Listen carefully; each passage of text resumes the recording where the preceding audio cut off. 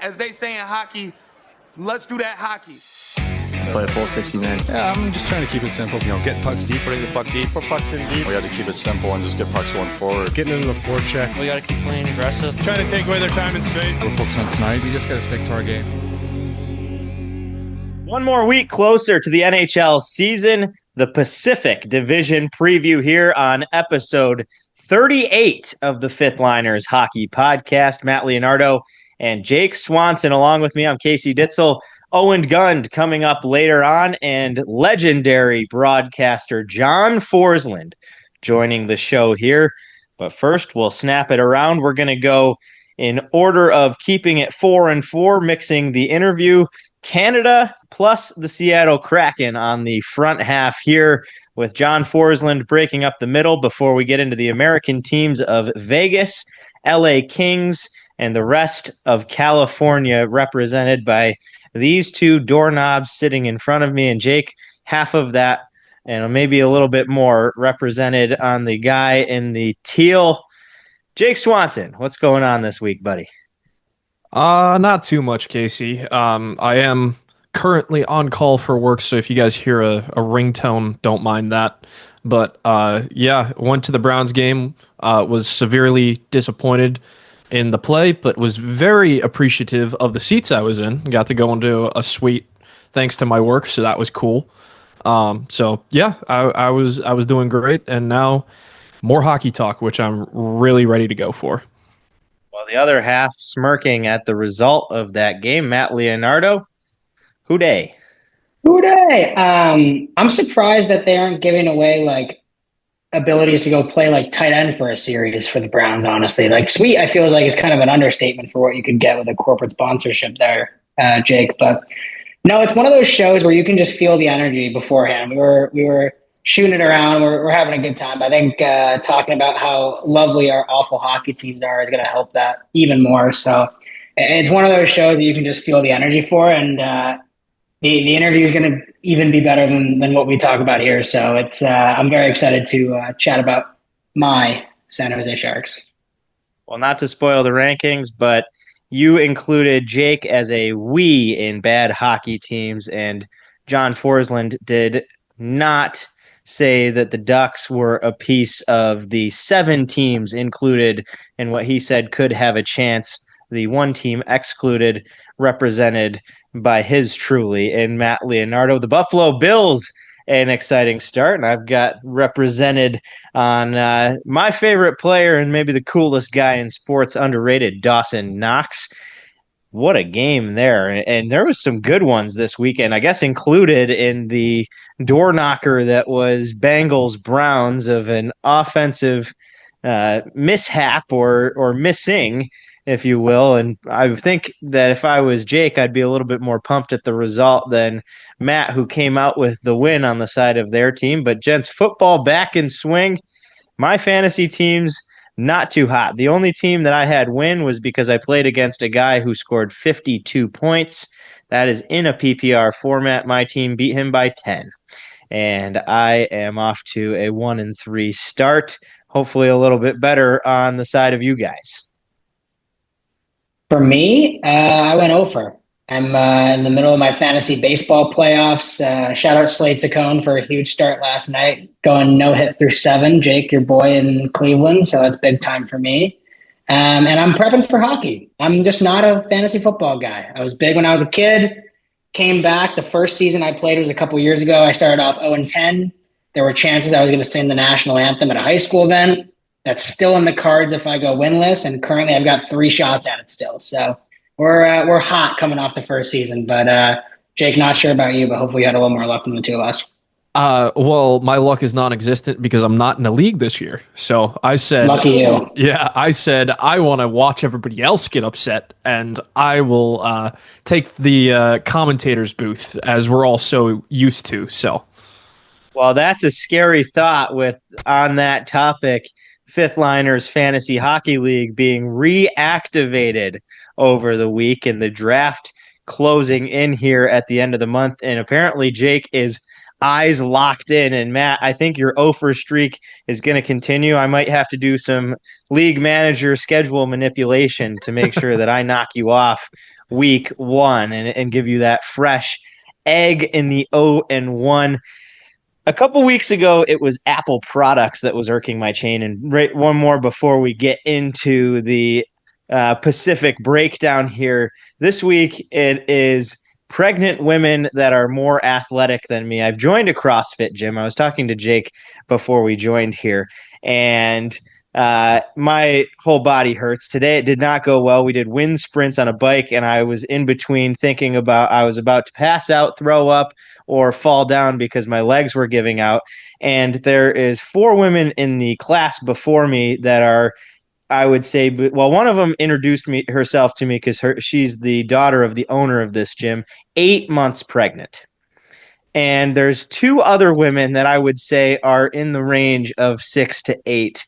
And I'm watching these women work out, and they are chucking the weights around and looking like they're having absolutely no issue completing the exact same workout that I walked away from, barely able to hold on to the steering wheel of my car and contemplating whether or not I should retire from athletics, because I've hit that weird phase in life where I stopped working out for a year. Now I am chubby and out of shape, and I'm deciding if I want to just go that way for the rest of my life or try to grind it out. So that is what is irking me for this week. We'll start on the dominant side of Canada in the Pacific Division, and it is the Edmonton Oilers. All kinds of question marks when you think about the Oilers going into this season, and one major one around the captain. Connor McDavid sits unsigned, something we talked about a couple weeks ago, the week before that, and took last week off with focus on the Central Division.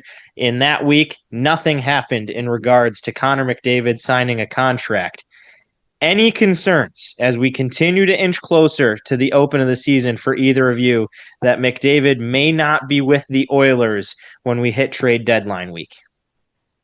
I would be very shocked to see him in a different colored uniform than the orange and blue that he's currently rocking there in Edmonton. I think it's one of those things where, he's taking the summer off. It was a very long season, especially making it to the Stanley Cup final. I think the last thing on his mind is next season. He's the kind of player who's always focused on what's right in front of him, and he's laser focused on this season and coming back and getting back to that Cup final and finally getting over the hump and winning one there. So for me personally, I don't have any huge doubts about what looks like next season for Connor McDavid. My more doubts come from what they did this offseason to help the team get to that point this season, but we can talk about that a little later. Yeah, I agree. I think it would be really surprising if he gets moved. And honestly, like Matt talked about, like the internal thing with McDavid himself, like I'm looking at like externally those factors of how hard it is to trade for a guy like McDavid, like the talent that he has plus the contracts that he's gonna want, unless you want for some reason him to be a rental. Like those 2 factors alone make it very, very difficult for a team to muster up capital to trade for him.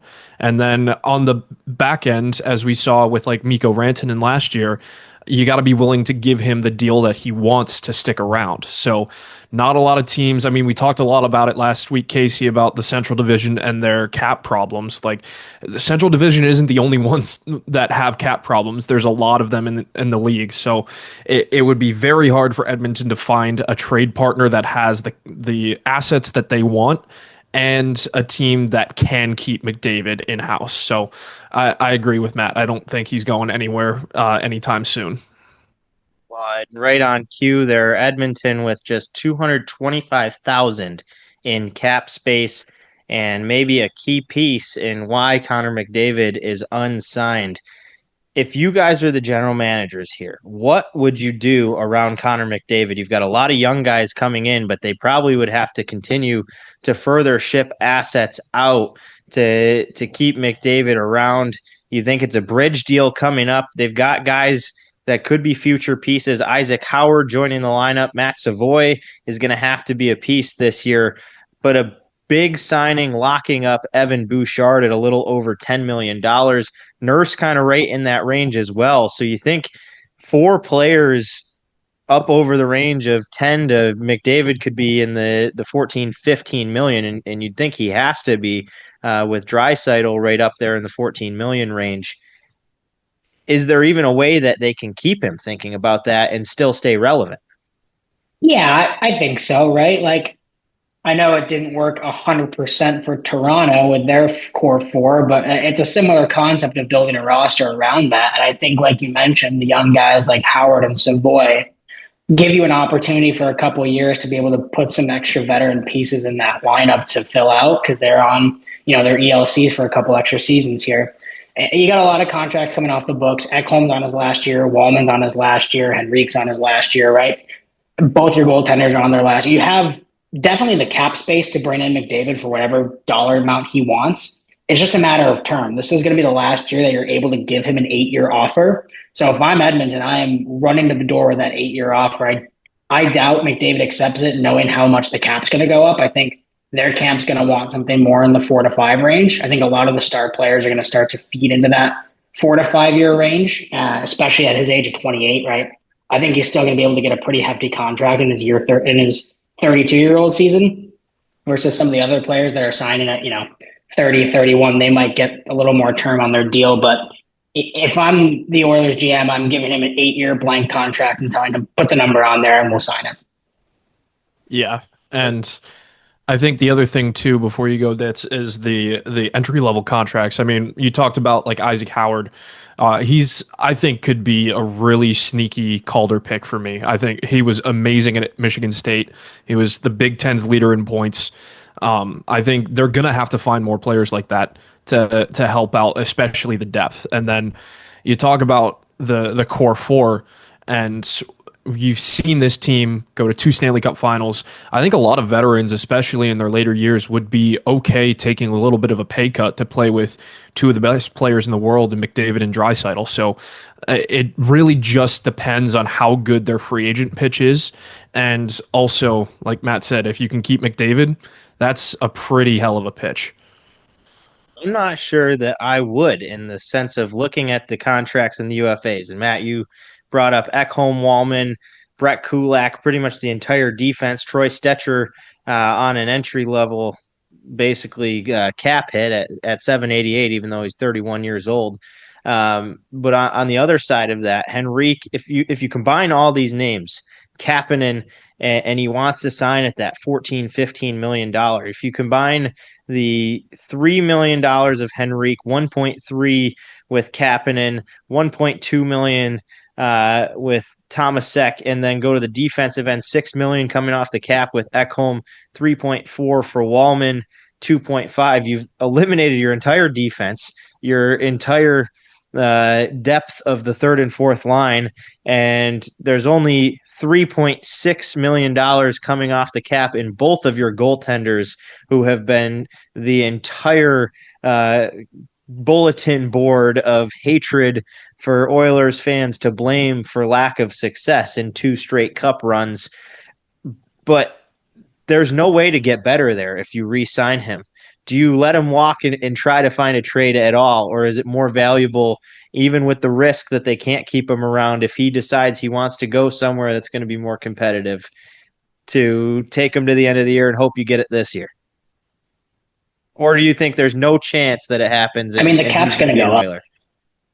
The cap's going to go up. If you don't re-sign McDavid, that's one of the biggest mistakes you make as a GM, right? Like, I understand that there's other options to fill out the team, but I can't think of 4 or 5 players that you could get at $15 million that are going to provide the value and the play that Connor McDavid is going to give you. And I think a lot of teams would be knocking on the door at that 15 number. I guarantee he probably gets a little higher than that, to be honest. But if you're Edmonton, it's a no-brainer sign. And I understand it's going to make it a lot more difficult to build the rest of your team, but it's a lot easier to build with McDavid on the top and other pieces than trying to find that second superstar to pair with Draisaitl again.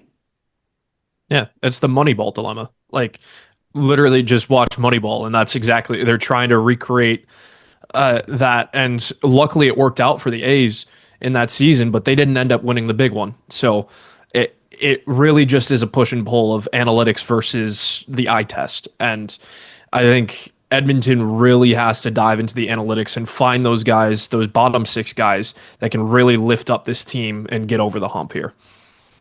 Let's dive into Vancouver next, and a team on the verge of some serious regression. I would not say that Vancouver got better. If I'm looking at teams that improved, and I think inside of the division, Vegas obviously the front runner. We'll get to them on the second half of the show. But Vancouver, a team that's been pinned with the need to get back to the playoffs and the question marks around whether or not Quinn Hughes is going to be a Canuck at the end of his term when that comes up in a couple of years. The regression from last year, being a playoff team that made a deep run 2 years ago to completely missing and not being terribly close last year, I think they're farther away coming up this year than they were last year. And it's going to be on the heels of a serious need for Evander Kane to come out and perform. And Matt, let's start there. Former Shark, riddled with bad press around him, depending on the market that he goes to, and seems to always attract that. And now in a contract year, the Canucks taking a flyer on him that he's going to be the guy, and putting him alongside potentially Philip Hedl there at the center with some age going on the far end of his career here. Is Kane mixed with Hedl enough to transform the entire identity of this Vancouver Canucks team? The short answer, no, right? I think we've seen the best days with Evander Kane definitely past him. And it's unfortunate because, there was a lot of bad press around Evander Kane when he was in San Jose. He goes to Edmonton to revive his career, and then he's just injury ridden, right? He had the really bad wrist injury where he got cut. He's been out of the lineup for most of that term with Edmonton. And now he comes to Vancouver on a 1-year kind of prove it after the trade to kind of get a fresh start in the back half of his career. But I think the big question is who else is going to step up, right? They're bringing back the exact same team. There were depth issues. There were issues in the locker room. And you get rid of JT Miller and kind of get a refresh there. But it looks like the same team that didn't work last year. So my question is, who's going to take the next step? And is Pettersson going to be back to Elias Pettersson form? Is, a guy like the other Elias Pettersson or Jonathan Lekermacki, right, going to step up into a bigger role as one of their young players? So for me, it's an interesting season for Vancouver. There's a lot of question marks around it. And I think by January, February, near the trade deadline, there's going to be a lot of answers to that. Yeah, a lot going on with this Vancouver team. And I think the other thing that's kind of bugging me is their special teams as well. Besides the Besser, Pettersson, DeBrusk, I'm not really sure where you go with that power play. Honestly, I and Quinn Hughes obviously, but I think that's your solid first line power play, and add in one of any of the other top 6 forwards, probably a Kane or a Garland somewhere in there. But I don't see where the second line power play or even the penalty kill is as strong as other contenders in this division. So it's tough for me because Vancouver's always been so just right there. They're either a really deep playoff team or they just miss out. And I don't know if they're going to regress even more, but it seems like this season's that possibility. The goaltending is where I think there was a serious mistake. And a long-term deal signing Thatcher Demko, a 3-year extension at 29 years of age, riddled with injuries. He's got one more year coming up at $5 million.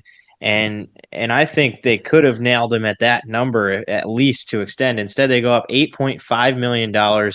It's been said and said again by me, my thoughts on big-time money in the goaltending increase, but especially here, a guy who has been money when he's healthy, but when you think of the last 2 years especially, has been almost non-existent when it came to that playoff run. It wasn't him in the crease. It was Artur Shilovs who led Abbotsford on a big run this past year. Then in the past year here where they missed the playoffs, he was in and out, riddled with injuries. Do you guys value that 8.5 number, or are you on the side kind of with me that that's an extreme overpayment for Thatcher Demko, who could be kind of regressing out of an NHL starting spot at $8.5 million? I think goalies tend to come in a little later in their career, right? In terms of the development curve, you see a lot of guys play their best years in their 30s between the pipes. So I'm not completely selling away from Thatcher Demko's career right now. But you're definitely paying for what he can be. You're not paying for what he has been. And that's definitely a concern, especially between the pipes. You see what they did with Jeremy Swayman in Boston last year, where they gave him that big extension. And he probably deserved that more than Demko deserved the money now. And look at what happened the first year back from that. So it's scary, but this is where the goalie market's going. Wolf just got his big extension today at $7.5 million, right? Like Ukko-Pekka Lehkonen got $5 million last. Like goalies are getting paid nowadays, and you kind of got to take some risks between the pipes. And I think what we saw with Lankinen last year, I'm a little less concerned about the risk. It's a little shorter of a term, and I think Lankinen really stepped up and played some really good games between the crease last year. But for me, it's definitely a concern, right? Like, you got to think he's going to have to stay healthy at some point. And if not, then, you're going to pay a guy to be on LTIR for the majority of this contract. Yeah. And if you look at it numbers wise, in the last couple of seasons, he's played 27, 35, 64, 32, 51, and 23 games. So in that, you've got 2 seasons of above half played games, and 2 seasons in the 30s, and then the rest are in the 20s. Like, it really is so interesting to me that they're so confident in him the next 3 years that they're gonna get, $27 million out of him. I'm not sure if they are. I think if they went for the shorter term deal, you gotta lessen a little bit of that cap hit, but like Matt said, you're paying for him for what he can be, and he can be really good. I mean, when he played 64 games, that was 21-22. It had 272 goals against with a 915 save percentage. So, like, that's your franchise cornerstone goalie. So if they can get that out of him, like average for the next 3 years, great contract. But if they're getting a year like last year where he played 23 games and had an 889 save percentage, it's all up in the air.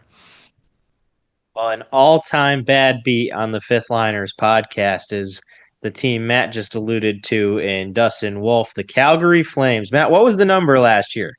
47? For what, their points? Or under point total of the Calgary Flames? I was 47's low, but it was I was not high. I believe I don't know, because what I'm gonna have to do some research here on what the San Jose Sharks had in 2023-24. 51. That number was 47. Oh, it was 47. And I believe the exact quote was that the Calgary Flames were going to be the worst team in NHL history, which would imply lower than 46 points total.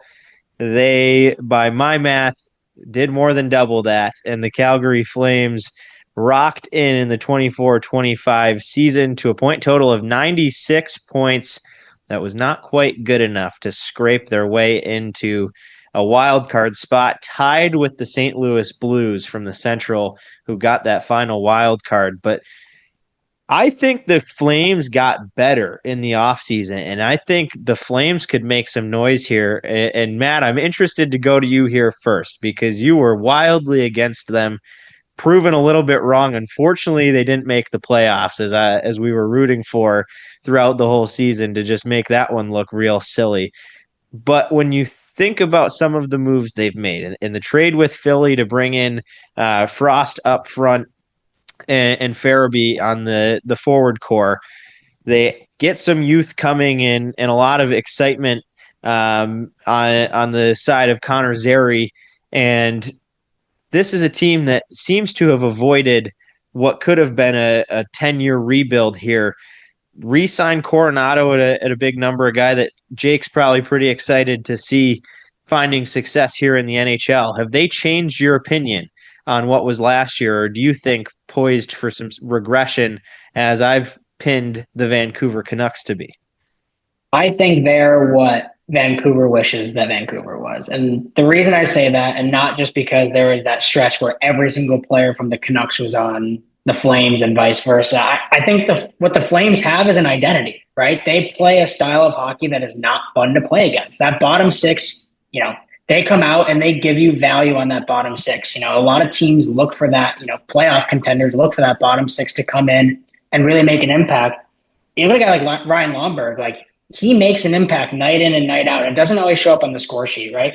Martin Papasil came in last year, had to play some time in the top six, played pretty well, and then he goes down to the fourth line. He plays his role. That team is all built on playing their role. And I think that's where a lot of teams struggle when they can't find their identity. And I think they've done a great job at bringing in pieces to fill in that identity as well. So for me, I think they've made a really big step. When you look at the roster on paper, it's nothing to write home about. I'm not a huge fan of the defense. I think Zane Parek's going to have to step in and take a really big role at a young age, and we'll see what that looks like. I think you're banking on a very young goaltender at a big cap hit as well, a very scary thing to do, but Wolf played outstanding last year. And you look at the forward group, right? I think Huberdeau is not what he was in Florida, but I still think you're getting a ton out of Huberdeau. A guy like Nazem Kadri, I think, has gotten to the point where if he's on another team, we're talking about a very, very good player. But I think he's gotten so underrated based on just being in Calgary. But they've completely turned the tide on me just from the eye test of watching them and seeing the identity they play. Yeah, I think I agree. I think this is kind of the opposite for me for Vancouver, where Vancouver I feel like is poised to take a step back. I think Calgary could really challenge for a top spot this year, and a little bit of personal bias in the players that are there, but I really like their middle six as well, and I like their center depth too. So there's a lot to like, at least looking at this line chart. But I agree with Matt. I think the defense is probably where this is gonna kind of get a little shaky for me. And I think there's also a conversation of, hey, is Dustin Wolf gonna turn in the same exact kind of season that he has last year? So I think there's definitely a couple of question marks for this team, but I mean, shout out acquisition of the season with Joel Farabee and Morgan Frost onto that team. I think they're going to do great. But yeah, I think this is a team that could surprise a lot of people, and who knows, maybe they're poised to make a little bit of a trade deadline acquisition here. Well, I did some serious digging over the last couple of days as I've been crafting my fantasy hockey top 300. Be scared, Matt. And I've been digging through power play units to look at my strength of schedule based on projected line charts here. And one that stands out to me is Calgary, because I think it's a underratedly deep power play. And I've been looking a lot at the second power play units while I'm thinking about how good certain teams are going to be, like a team like Edmonton. Second power play is not going to be where they're making any money. And the reason for that is they can afford to have the top power play out there for the entire 2 minutes. But the second unit is pretty outstandingly weak. When you look here at the second unit of Calgary, I am, a pretty big fan of some of the names here. It's Coleman, Backlund, Connor Zary, Rasmus Anderson, Igor Sharangovich. And that's a unit that could put up some goals, not to mention the top unit, Huberdeau, Frost, Kadri, Coronado, and Mackenzie Weegar. You got a lot of youth in there and a lot of scoring potential. So for me, Calgary, a team I think is going to be in for me within the top three. And I think that's a sneaky pick within this division that I think outside of the top two has a lot of potential. Seattle is the team we're highlighting here with John Forslund joining us, but another team that made a few moves in the offseason. The question really becomes whether or not they were big enough moves. And especially thinking of some of the guys on the way out, Tanev no longer with the Kraken here. They go more for some depth plays, but a big trade during the offseason here was bringing in Mason Marchment in the trade from Dallas. It's still, though, a team that kind of lacks a top six forward core. Schwartz, Matty Beniers, Capo Caco on the top line, Jared McCann, Chandler Stevenson, and Jordan Eberle. And I think a lot of that goes back a year ago, maybe in an overpay on Chandler Stevenson, where where he didn't really have the impact they needed. They need some of these young guys to really step up in Shane Wright and Mason Marchment, something we're going to talk a lot with John Forslund a bit. But a team that teetered pretty heavily, and kind of the media narrative around them has been that they're just an average team, and they're kind of striving for being that average team. Is there anything you guys see in this Kraken lineup that could set them apart in this season here in a pretty gettable Pacific division? If you can jump out and grab that third spot, maybe pick up a wild card. I think this is one of the reasons why the Pacific is so gettable, is because there's a lot of average play. I think Seattle's the epitome of that. And I think in this day and age of the NHL, average isn't good enough. I think average is now becoming bad, right? Especially the way teams are loading up before the playoffs. If you don't have that it guy on your team, you are not going to survive. And since the inception of the team, Seattle has really not had that it guy. Vegas did a great job the first couple of years making bold moves and getting guys that are stars on their team to be able to build around. And Seattle's taking the opposite approach of let's try and just get some depth pieces and try and build a deep group, and then hopefully somebody kind of steps up. You think about a team like the Sabres who've been doing that for quite some time, and it hasn't worked for them either. And I think Seattle's kind of going down a similar path. I think we definitely saw some flashes of greatness from Capo Caco last year, and Matty Beniers and Shane Wright. And I really like some of the pieces they have on the team. But the big question for me is which one or two guys is really going to step up, take an elevated role, and take control of this team? I don't think anybody has yet, and I think it's still up for grabs. Yeah, I think you hit the nail right on the head, Matt. And I mean, really for me, I guess if I was to look at something positive for this group here, it's got to be their defense is solid. And I am a lot higher on Joey Decord than I was last year. So I think he could be a solid netminder in there, and then Grubauer behind him isn't as terrible of a backup as you need. But I think, yeah, the offense is really just the biggest question mark for me. And they have a lot of solid middle six guys that were maybe plucked from other teams, but is one of them going to turn in like a 80 point, 90 point, 100 point season? I don't think so, at least not yet. I mean, to me, Beniers and Kako probably have the best shot at that. Maybe Shane Wright if he gets a lot of power play time here, but I'm not sure that there's a lot of top end point producers. I think you're going to see a lot in the 30s, 40s, and 50s for this team. I think we're prone to see an improvement on the goaltending end, and it was a tandem that was riddled with injury last year, and Philip Grubauer, who has been injured kind of on and off the last few seasons, but Joey Decord 2 seasons ago was a huge standout and regressed a little bit last year. I think we see him improve this year, which is going to be a key to what the Seattle team needs.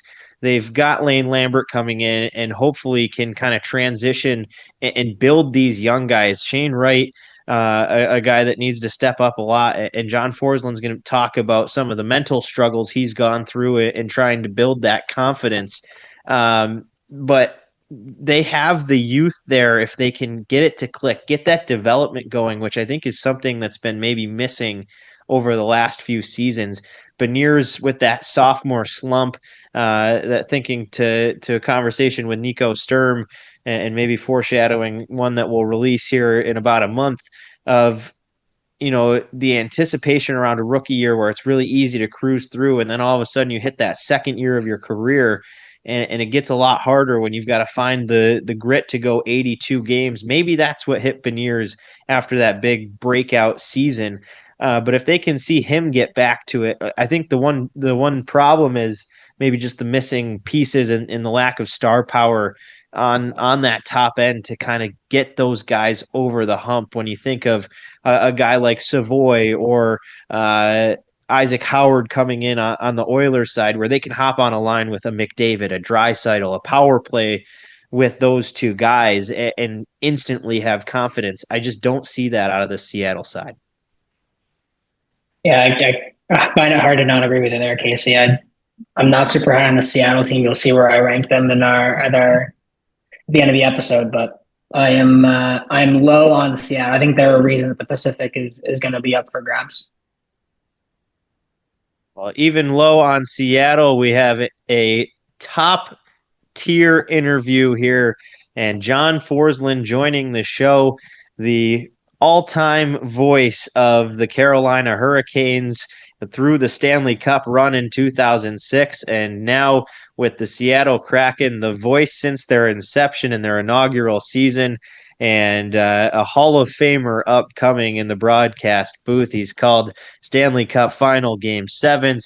He's called plenty of career firsts throughout his time, and now joins the Fifth Liners Hockey Podcast. We'll be back to break down the second half of the Pacific Division and maybe the favorite in the Vegas Golden Knights and the rest of them when we return. But here is John Forslund. We'll be back in a moment.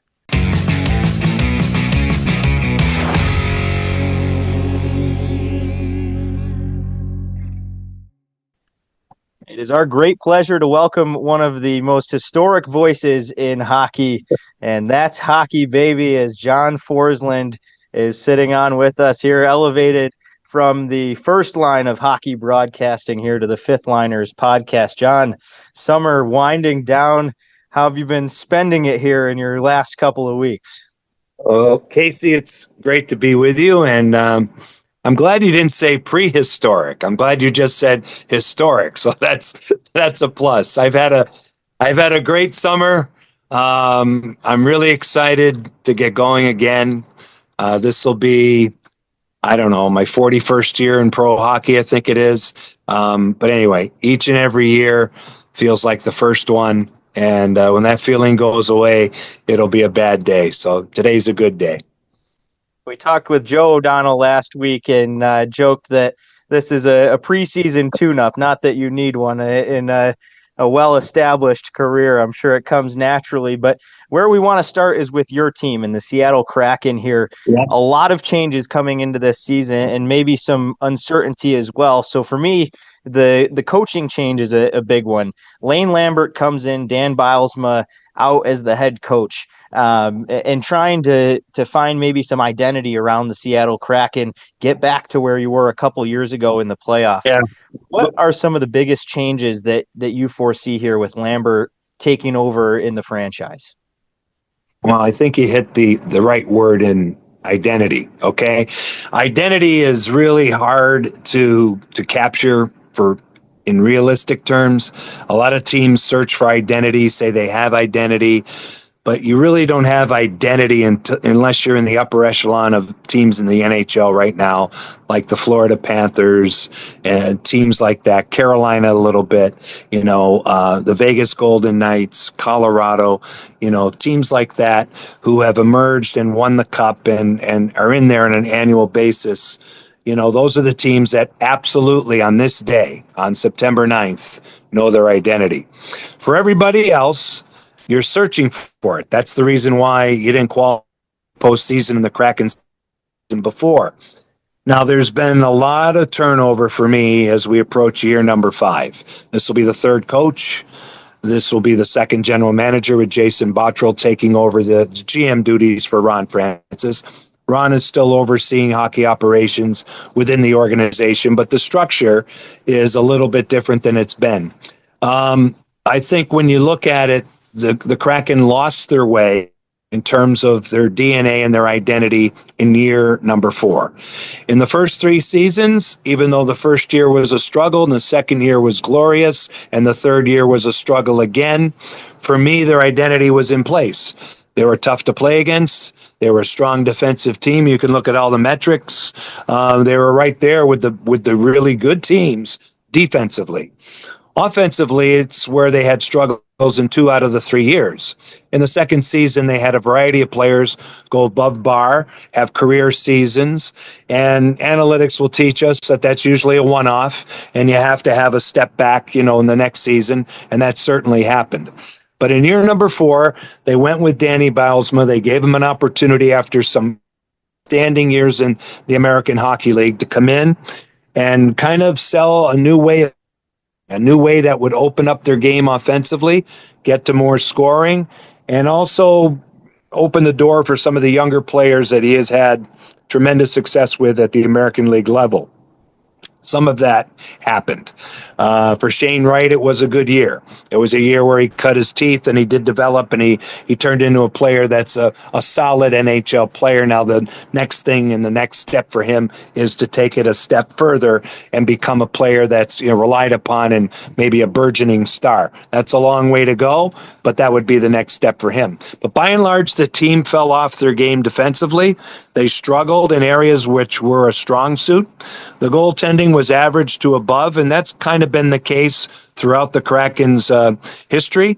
But last season, it was the defensive breakdowns. It was the lack of connectivity among five guys in front of the goalie in the defensive zone. It was too many odd man breakdowns. They were losing the high danger battle every single game. They didn't win a back-to-back game all season. They went 0-12. These are things that were a little bit uncharacteristic. And because of that, they played kind of, in my opinion, a blasé style. And it didn't lead them anywhere. Actually, they completely underachieved to a point where I thought they'd, battle for playoffs. I wasn't sure they were a lock, but I thought they'd be close to the cut line. They weren't there. So now we go to Lane Lambert, and he's going to have a brand new coaching staff and a brand new direction of how to play. Now, this is all well and good on paper when you try to do these things, but the players are going to have to come together, buy into it, and execute it. And I can't sit here today and say that's all going to happen, but I will say, in looking at Lane's history and what I know of him, I think he's a very sound defensive-minded coach, always has been, in terms of the coaching tree which he comes from, what he's been able to do with the Islanders when he was a head coach for a brief period. They were a very good defensive team. So I think it will be what the doctor orders. The rest of it, we'll see. We'll see if there's more youth being infused in the lineup, because we're year 5 of this operation, and there should be. Well, the goaltending plays and how it plays out. And we'll see if they can score at a level that's good enough to get them in the postseason mix. They're in a division where I think it's doable because there's some recycling there. But I still think the Kraken kind of found their way back to those teams. I'm talking about Anaheim and San Jose and even Calgary, who was a better team than the Kraken were last year. So I'm excited about the season because I believe they have the nucleus that needs to be awakened, and maybe they're going to perform above the bar because of that, right? If this all comes into play and it plays out the way people expect it to. But the only thing I'll guard against is there's been a lot of turnover in a short period of time. And my hope was there'd be less of that for the team. But unfortunately, the Vegas Golden Knights had so much success and still do, that the Kraken, as the next expansion team, have been chasing that legacy from day one. John, you mentioned there in your answer, you talked a little about young players taking steps forward. You mentioned Shane Wright. Matty is another player who it felt like he took a step forward last year. But just when I think a reason with a lot of the optimism with Kraken fans is just a collection of young forwards, not only the ones that are there, but also the ones that are coming up also. But just with guys like Wright and Beniers, who you've seen for a while, where have you maybe noticed the growth and stuff that you might not necessarily see on the stat sheet, but what you've seen from them? Well, we'll take Matty first, though. And Matty is kind of like the team. He came in with a bang. He won the Rookie of the Year, and he's been chasing that since. Now, it's not all on him. He's just a byproduct of his environment and what's been around him. He's played with numerous wingers. They finally settled in when the Kraken acquired Capo Caco from the Rangers last season. Those two seemed to have some harmony, and they kind of settled in for a long stretch. I'd say 3 months with Jaden Schwartz. It was a good line, and it helped Matty. As you know, Matty was second overall pick in the first draft in 21. In 22, the fortune went the way of the Kraken in terms of Shane Wright, who was supposed to be number 1, slipped to 4, has gone through a lot of head turmoil and pressure, internally. Shane has, since his draft day, kind of confused as to maybe why he slipped. Like, we should all be so lucky to be 4th overall. In his mind, it was a different world. And he was, in a place where he couldn't play in the American League right away, had to go back to junior, wasn't good enough to play in the NHL. So they had a hard time getting his feet on the ground, which they were able to do the season before last in the American Hockey League, where he played a full season under Dan, did very well, played real strong minutes in a lot of different circumstances, a long playoff year right to the Calder Cup final. And then this past season, made the team the right way. It wasn't given to him. He had a good camp, but speed bump in November, and they sat him out. And they sat him out for, I believe it was 2 games. And at that time, he was able to watch the game upstairs, which a lot of young players do, and they see what's actually happening from that distance and realize the game is a lot slower than maybe it is when they're actually trying to play it. But he sat with Ronnie Francis too, and Ron kind of coached him through some moments as they watched the games and reinforced his confidence. Well, he came back from that period and went on a 68-point pace if he were to play 82 games. And so that gave everybody an opportunity to kind of see the potential in this player. And you know what? I will say this. If the Kraken are going to emerge from this lethargy and get to a good level in year 5 and beyond, they have to hit on these 2 players. A 2nd overall pick and a fourth overall pick as centers have to be good players, and they have to produce points. Matty, I see as a solid 2-way player. I think he's an ideal 2 center if he's on a really good team. And I see Shane emerging as a player that can maybe put more points on the board and be more of a scoring centerman. Now they have Chandler Stevenson and Freddie Gaudreau, who they acquired from Minnesota as veteran guys to support those 2. So as a group of 4, I don't think it's too bad because there's 2 real good veterans who have been around the block to continue to help these guys grow. Sometimes we get, impatient with youth, and it comes for some quickly, and for others it takes a little while. Both these players are in a good spot, and this is a huge season for Shane Wright and Matty Beniers. So switching gears too, we did want to also talk about this podcast. We do it for up and coming broadcasters. A lot are tuning in and love to hear the career paths and stories. And just doing a little bit of research on your story, I think it's really cool that you always wanted to do play-by-play from what I've read, and grew up kind of doing it on the television with your dad. Those are some of the stories I saw. But I did want to ask sort of how you were able to break in and kind of grow and develop your skills as a broadcaster to the point where you were able to get an opportunity in the NHL in Hartford. Yeah, it's. I appreciate the question. It was. It's a different generation. This gets the historic nature of my age. Okay, so if you take me back to when I was 9 or 10 years old, we're going back to 1969, 70, 71 in that era, where Bobby Orr and the Boston Bruins were the best team in the world. And I grew up in Springfield, Massachusetts, so I was a Boston Bruin fan through and through. But I also became hooked on the broadcasting of the sport for whatever reason. I listened to Dan Kelly at the time, who was a CBS announcer, voice of the St. Louis Blues and Hall of Famer and all this. And he's the guy that called Bobby Orr's historic goal where he goes flying through the air and they win in overtime. They have a statue outside the Garden now for it and all that. Very iconic. It's Mother's Day 1970.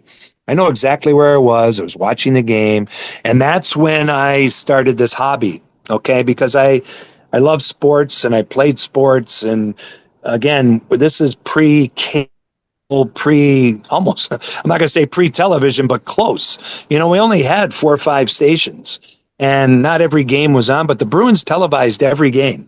And with an antenna on the roof of the house, we could pull in the games. And I started broadcasting the games with my dad doing color for me for a number of years. And I wasn't the best reader, and I enjoyed school. I was pretty good at it, but I didn't enjoy reading. It bored me, and I'd rather get my transistor radio out and listen to talk radio, sports, games from places that I could pull in, like Cleveland, Ohio, and baseball games late at night and all this stuff. And my mom's the one that said, I'm sure these announcers prepare to do these games. They have to study hard. You need to research hockey and research as much about it as possible. And so I did. So I did a lot of reading and all these different things. And anyway, I went through high school and asked my guidance counselor about pursuing broadcasting. And she didn't have a lot of advice. She kind of said, that seems like a a dream type thing. I don't know where you're going to go for that. And Syracuse was the only school that really had any kind of broadcast journalism program that made any sense. And that wasn't an option for me. It's too expensive. I had a chance to go to Springfield College and play a sport there, and I really wanted to do that. And they offered me an opportunity, so I went to that school, and I was going to teach, and I was going to coach, and that's what I was going to do. But I always kidded around with my hobby in front of my buddies, and my buddies were the ones that forced me to take an elective course in broadcast journalism. And so they offered one course, and I took it. And the final exam was voicing over the 1981 Super Bowl. So I showed up with all my boards. Nobody else did anything like this. I sat down. I did the game. There was a news director from an NBC station in town that was the professor. And he said, I got to talk to you after class. And he brought me out in the hallway. He said two things. If you leave school now, we have a sister station in Utah. I'd like to offer you a job as a sports anchor. And I was a junior. I said, no, I don't think I want to leave school. It's a total shift in my direction. I'm not sure about any of this. And then he said, well, if you ever get a chance to go into this for work, go for it, because you have a knack that I'm not sure is taught in a classroom. You just have a talent to do this, so go for it someday. So a couple of years down the road, after my graduate work at Adelphi in Long Island, I was going to intern with the Springfield Indians in the American Hockey League, and they needed some help in a variety of roles. And one of those roles was to get on the air and do color for their then play-by-play guy in the 1984-85 season. And the owner of the team interviewed me for the spot, and the last question he asked me was, do you have any on-air experience? And I said, I've got a ton of it. But it was all at my house, and it was all on cassette. It was all with my father. He never asked me for who or a sample or anything. He just put me on the air. Well, the guy doing the play-by-play lasted 1 year, and he left. And they gave me the... So I was lucky. So I was lucky to get that job, and I stayed there for 7 years in the American League and did that. And then there was a lot of people. Bobby Orr eventually helped me get in the door with Hartford. A guy named Jimmy Roberts, who was the head coach of the Indians at the time, helped me get into Hartford. Eddie Johnston was a general manager. And a guy named Peter Cooney, who hired me in '84, was the owner of the team in Springfield, and he helped me get that job. Anyway, I went to Hartford, didn't get on the air right away, did some radio, did some freelance work to keep my foot in the door. And then in 1995, I was awarded the television job with the Whalers, and I haven't looked back at that since. That is unbelievable. And you're a big reason of why I'm a Carolina Hurricanes fan. We talked when I first met you about starting an expansion franchise. I'm down with the Hurricanes' new affiliate in Greensboro doing what you've had the opportunity to do twice. And when you think back to the relocation of the Whalers going to Carolina, starting in Seattle, what have been some of the most memorable moments getting started in new markets and spreading that love for hockey that you have? Well, there's an everyday joy, Casey, that you're going to experience as you get into this. And I know you're going to do a great job with it. It's an everyday joy, no matter who it is. You're going to meet somebody along the way during that one specific day that might not be familiar with hockey. And you're going to do your best to turn that person on to the greatest sport in the world. And if you're successful, and not everybody's going to get it or like it, and that's life. But when you are successful at that, you're going to get an internal joy as a broadcaster that you're lighting a fire. You're helping build a fan base. You know, I'm lucky enough and have been to do a lot of national television. And that's terrific. But there's nothing like working for a team. There's nothing like having that day-to-day connection where you take a team from the beginning of camp through their playoff year, or if they fall short of the playoffs, why? What happened there? And along the way, how many people did you enrich? How many young people are starting to just find the joy in hockey and grow up to love it like you guys have? How many older people have missed the boat and haven't been able to see it, like it, or get to a game live, but when they do, they become great fans. And that's what happened when we moved from Hartford to Raleigh. We had some people transplanted that liked hockey, but we had a lot of people who didn't even have a clue as to why we were here. Why did we even come in the first place? This was basketball country. This is college football territory. This was NASCAR land. You're not gonna penetrate the fan base. Well, slowly but surely we did. And over almost 24 years, I did the Hurricanes. I was very proud of, not the All-Star game and the Stanley Cup championship and the draft in '04 and great playoff runs. That's all great. Don't get me wrong. But it was the fans who were so excited to become passionate Caniacs, like off the charts fans. They can't get enough of hockey because they've listened or watched the broadcast. That's the reward you get as a broadcaster at this and your level and the college level and junior level, because there's fan bases attached to all of it. I look at my job now no differently than I did in Springfield. In Springfield, it was smaller, and you probably just had a handful of people listening. You knew that, but you put an importance on that. So it becomes 2 handfuls, and it becomes a bushel, and it becomes, a silo. That's what you're trying to do. And in the National Hockey League, it's different. We're disappointed if we don't get, a great rating, with national games and our local games, but it's the same job, and you're doing the same thing. You're kind of lighting a fire to something that you believe in. You believe in the greatness of the game and how great the players are and their stories, and people want to get this. They want to consume it. So that's my hope for you and anybody, listening to this podcast, watching it, is that, if you aspire to be a broadcaster in hockey, understand that that's your responsibility. Your responsibility is not only to do a great job on the air and prepare and work hard and do all those things and be the most polished of yourself as you can possibly be, but you also have a responsibility to grow the sport, because sports and entertainment never stop growing. Even though you can reach even the NFL, as popular as it is, they're still looking at ways of doing it differently, of growing their game, of expanding, overseas and doing all these things. And that's what you have to keep in mind. You've had the opportunity to be the voice of a number of iconic Stanley Cup playoff moments, big hockey moments. Are there any that stand out to you, plays or just small things that have happened among, whether it's the Kraken's first playoff run, the Hurricanes' first and only Stanley Cup playoff or Stanley Cup championship, or even something smaller in between that, working with NBC, that when you are past broadcasting, retired, and look back on the great career you've had, and this is many years down the line, because you're aging yourself well too much throughout the short time we've talked here. But as you look back on it now, and something that's going to last for the next 20 years, what's a small moment maybe that is something that has left a lasting impact on you? Oh man, it's a terrific question. It's really, really hard. It'll be cliche to say it's hard to answer, because I wish there was, one moment. I think one of the greatest moments I've ever had broadcasting would be, Game 7, Stanley Cup Final, 2006. But it's not because of the game. It was because my son, who was 9 years old at the time, was in the booth with me.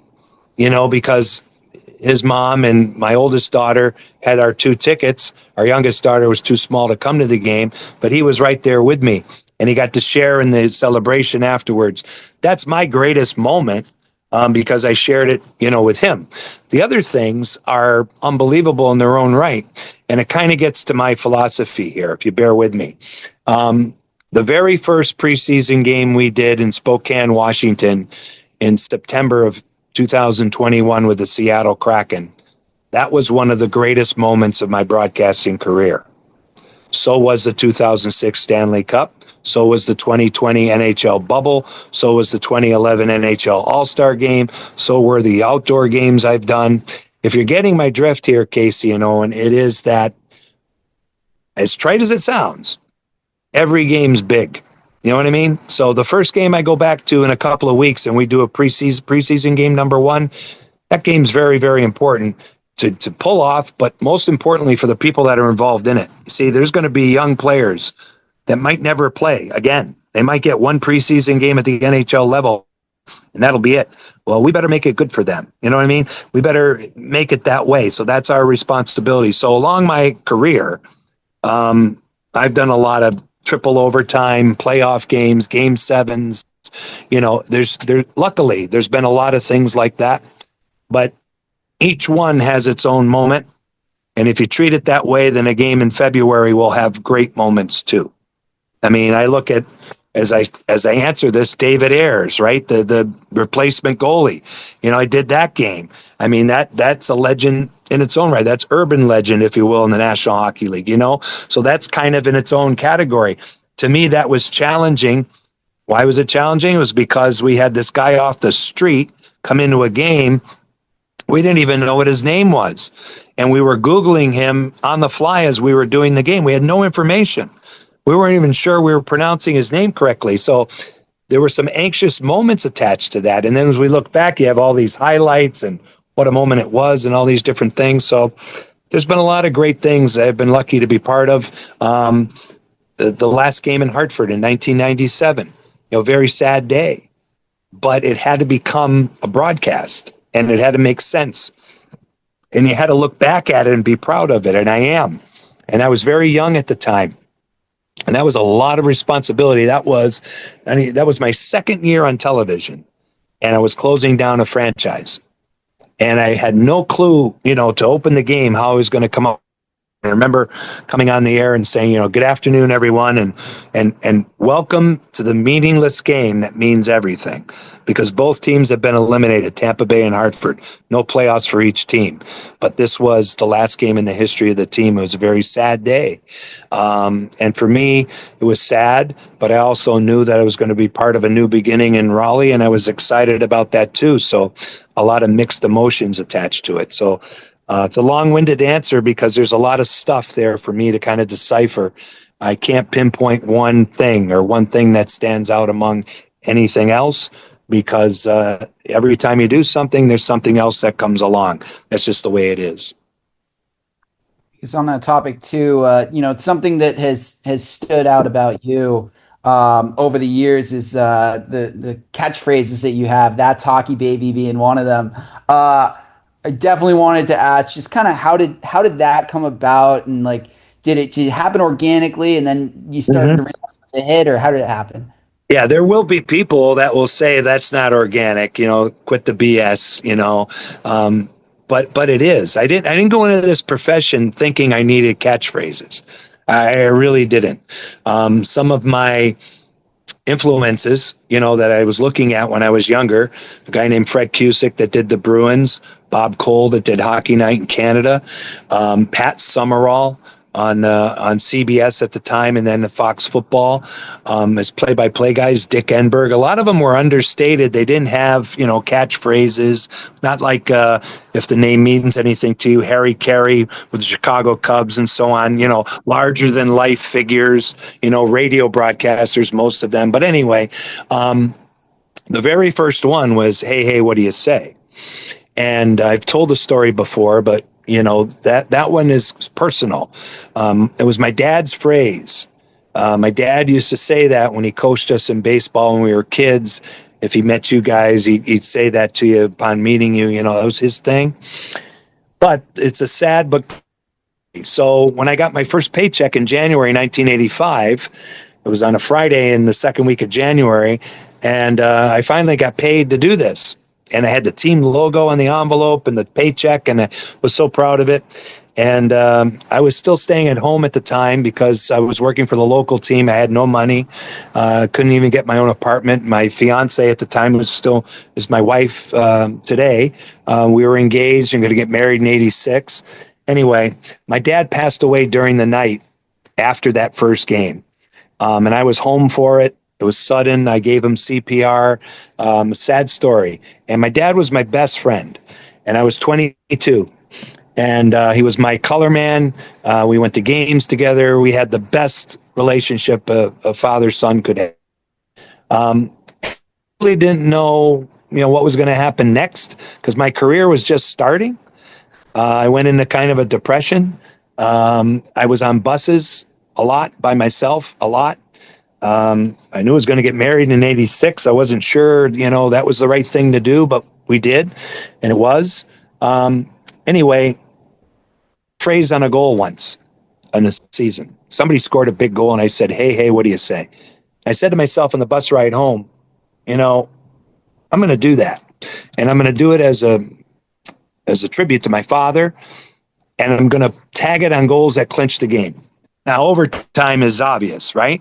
But when I think the game's over, locally, I'll say, hey, what do you say? And I started doing it in the American League, and the team won 2 Calder Cups in 90 and 91 back-to-back. And the newspaper writers started to ask me about this, and they did a story about it.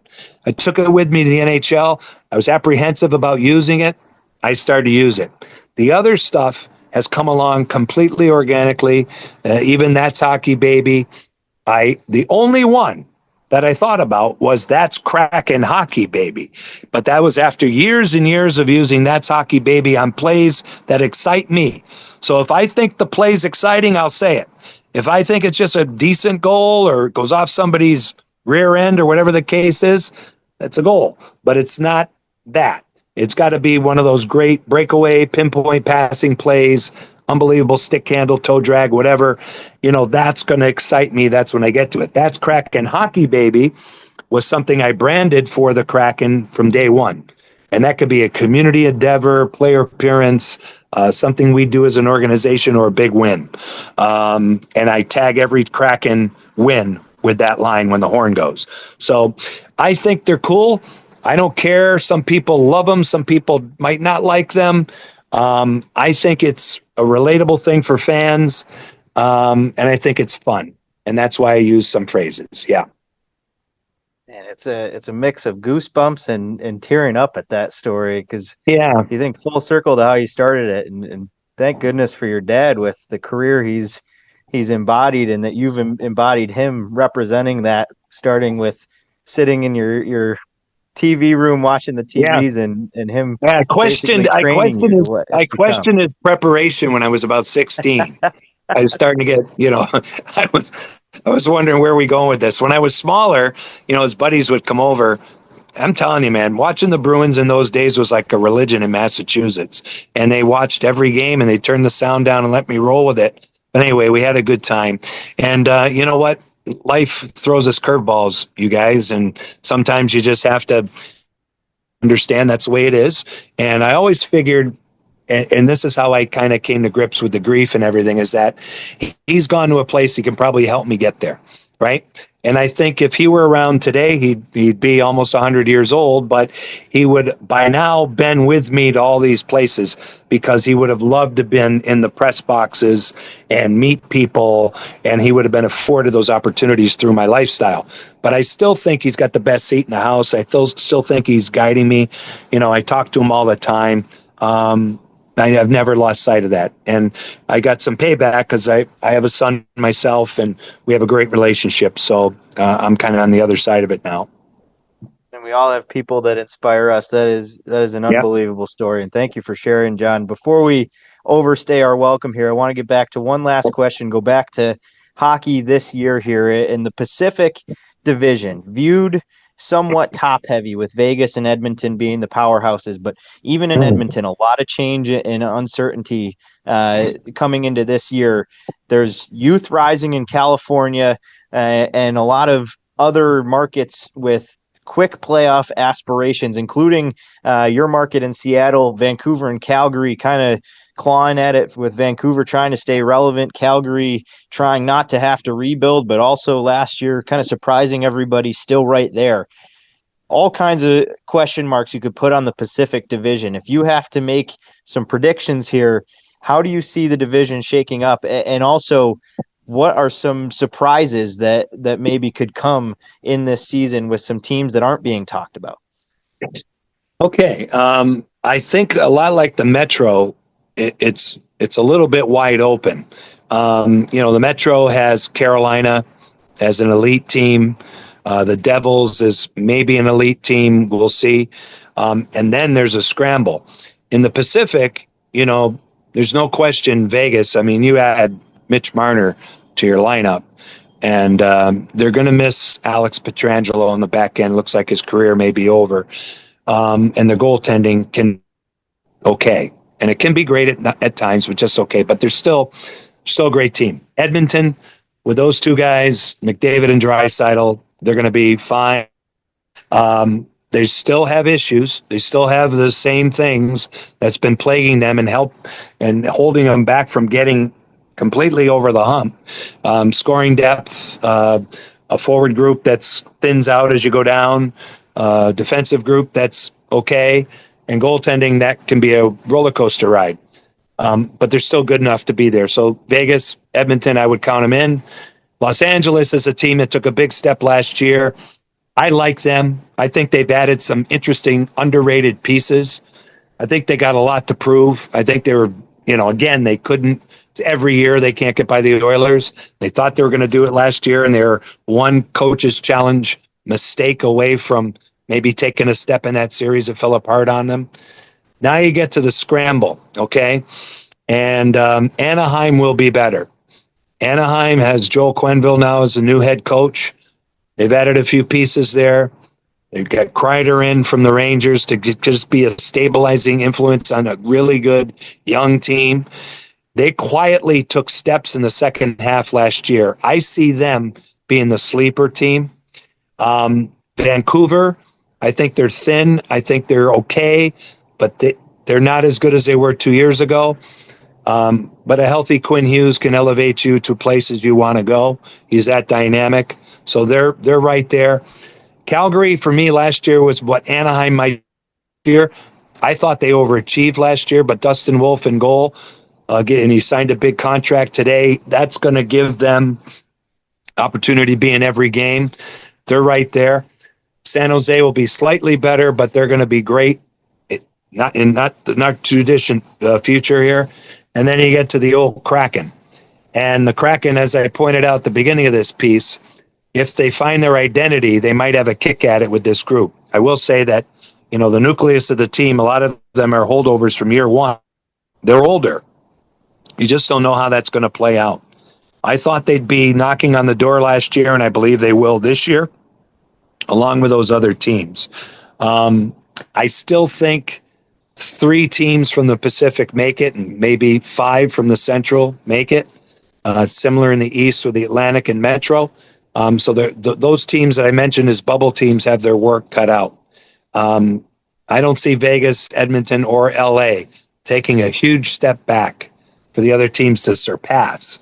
It's whether or not Seattle, Calgary, Vancouver, maybe Anaheim, if they're better than St. Louis, Utah, Nashville, if Nashville can improve, that's how I kind of see things. But if I had to pick a sleeper that nobody's talking about for point improvement, I would say it's Anaheim.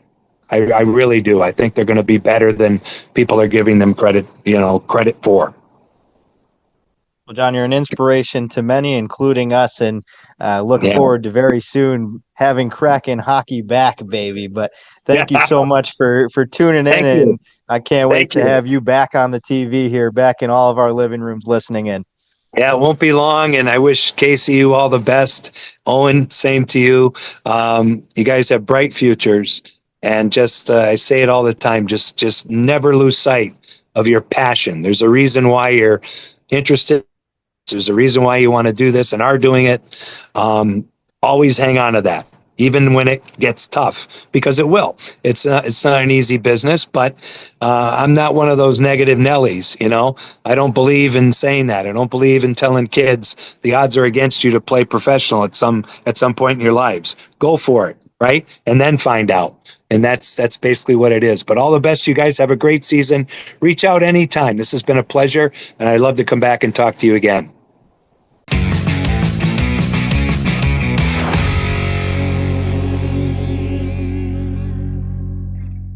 Huge thank you to John Forslund, and what a story, and wrapping in his dad, bringing him into broadcasting, raising him up, and then the unfortunate loss of his father on the night of his first broadcast.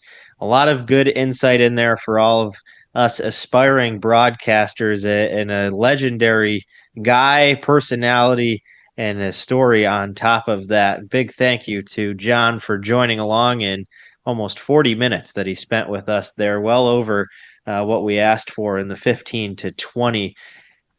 We continue here in the Pacific Division as we've torn down his Seattle Kraken last time we left off, but this is a team I think unanimously we will be high on, the Vegas Golden Knights, defending as the division champions, 110 points out of the Pacific Division last year.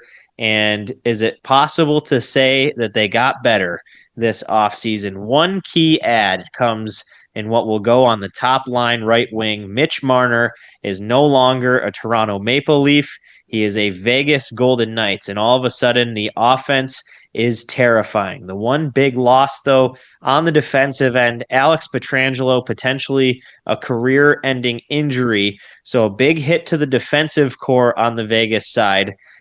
But is that offset by the ad on the front end? And you look at the first power play. Stone, my guy from last year who lit it up. Tomas Hertl, former Shark for Matt to talk about. Now Mitch Marner, Jack Eichel, and Shea Theodore, who will fill in on the spot that Pietrangelo has owned since they won the Stanley Cup.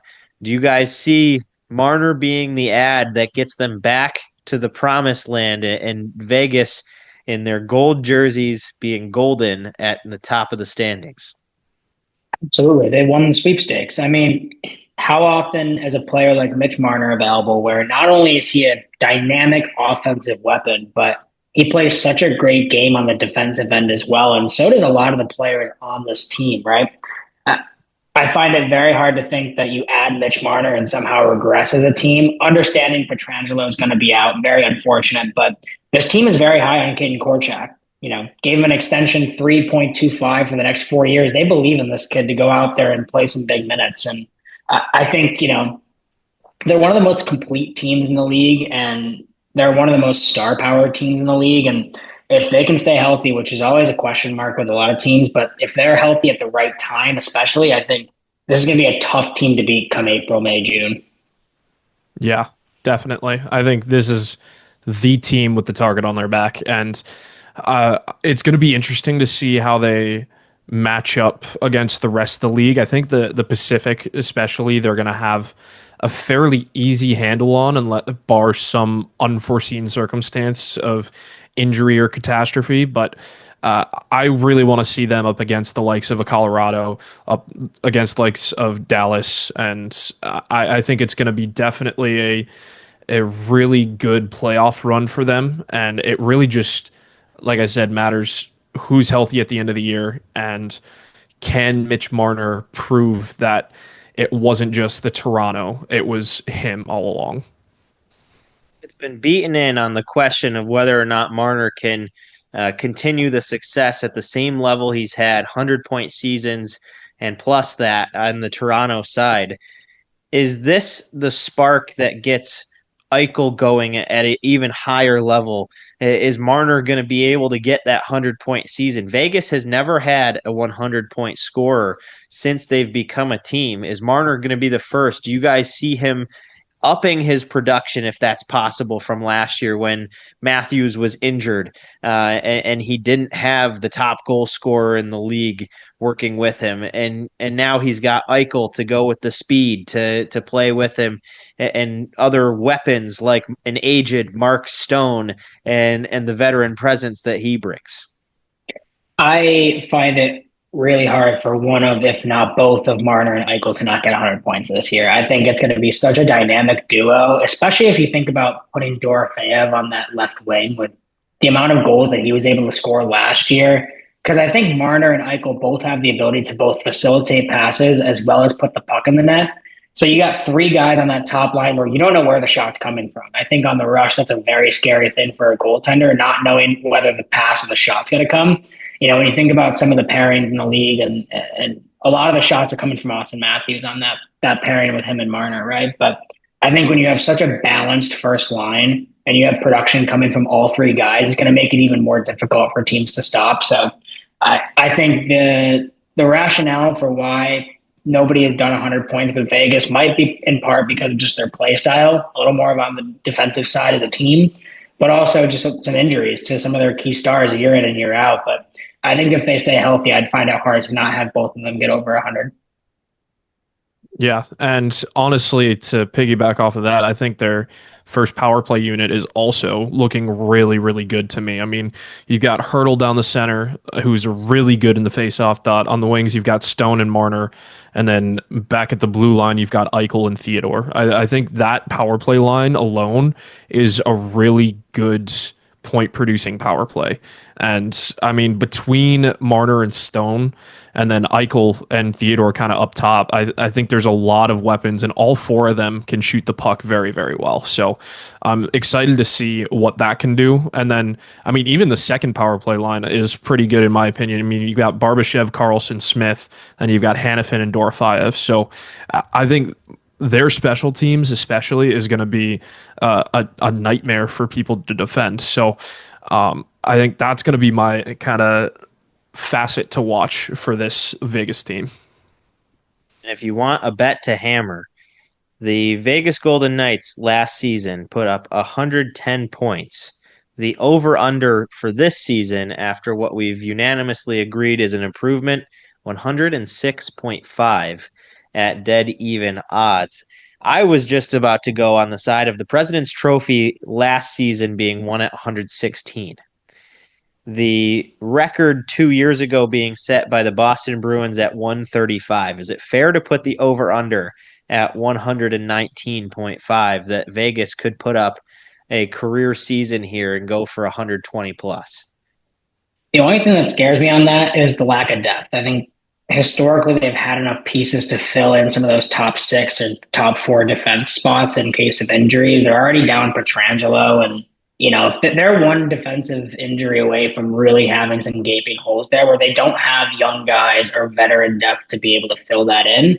The only thing that scares me there, but and again, another thing is, do they really want to fight for that? If they know they're going to be a team that gets to 105, 110 points and be an easy lock in a weak Pacific, are they really going to be battling it out in January and February for some of those extra points that get you into that 120, 130 territory? But I think they have all the pieces in place to be into that 60 win range. I think this is one of, if not the best teams in the NHL at the current state. Yeah. No, go ahead, Jake. Sorry. I was going to just mention something as well as we wrap up Vegas here. The Mark Stone rule is now going to go into effect here, as I'm going to call it, and the playoff cap space rule, which I don't know if we talked about it last week, but it did go into effect last week, or it got announced last week. So all teams will have to have a 20-man salary cap compliant roster for each playoff game. So is that going to be something that we see that, hey, maybe we'll get people back before the playoffs start to kind of start their rehab rather than throwing them straight into the Stanley Cup playoffs, which could play a factor. I mean, we've seen this before, and Vegas is the most obvious one that they've done, but I mean, other teams have done it as well. So I think that's just a little footnote to add on here as we wrap up Vegas. And Vegas is pretty close to up to the cap. So as Matt mentions, you throw in an injury or something, that could be troublesome for this Vegas side. I'm interested to see what LA can do this year. A team that's just been dominated in the first round of the playoffs by the Edmonton Oilers. Is it 5 years now in a row or 4 that Edmonton has knocked out the LA Kings? I think it's 4. My Kings fan friend would definitely know the answer to that question. And a trivia question that Matt can't answer here. Cha-ching. But either way, it feels like a decade. It is 4 years Matt's holding up. $2.6 million of cap space for the LA Kings, and a team that I think has a pretty deep power play, second unit power play with Corey Perry adding some grit and goal scoring potential, tapping in anything near the crease. You've got Danault, Laferriere, Brant Clark up and coming, and Drew Doughty listed there, and a 5-forward power play, one Kuzmenko a piece of that, who I'm sure Matt is grinding his teeth at with Kopitar, Quentin Byfield, Kevin Fiala, and Adrian Kempe. The Kings are a team also in a weird middling phase, trying to get out of that middle zone that Seattle has claimed territory on, making the playoffs every year in that 2-3 matchup, not being able to get over the hump. Did they do enough this offseason to make any reason that they're not going to have to play against a number 2 Edmonton Oilers team that can't quite catch the 137-point Vegas Golden Knights in the President's Trophy position and try to get out of that first round somehow? We saw glimpses of it in the first round this year where they went out, dominated the first couple of games, and all of a sudden it disappeared.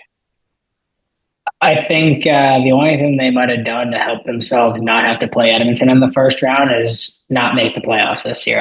I am not a huge fan of this team this year. I think all they did was get a lot older and a core that was already, for the most part, aging. A lot of the young pieces that were supposed to come in and be those big names really never panned out.